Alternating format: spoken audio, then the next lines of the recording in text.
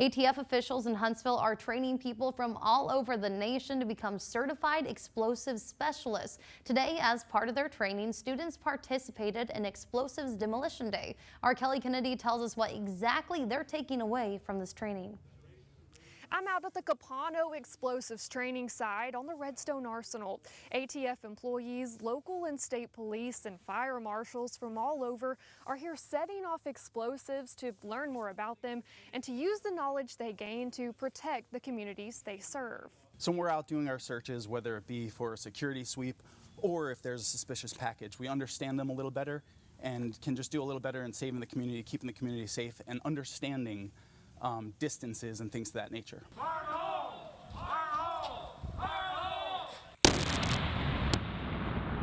These students have been in the classroom for the past 2 weeks. They got out in the field today to learn more about how to find explosives and how to safely dispose of them. More bomb technicians traditionally have been injured in the disposal of pyrotechnic products than ever have been disposing of, say, a pipe bomb or some other type of device. So we're teaching those public safety professionals how to dispose of those products properly. From the Nashville Christmas Day explosion to the insurrection at the nation's Capitol building, this training could not be more important.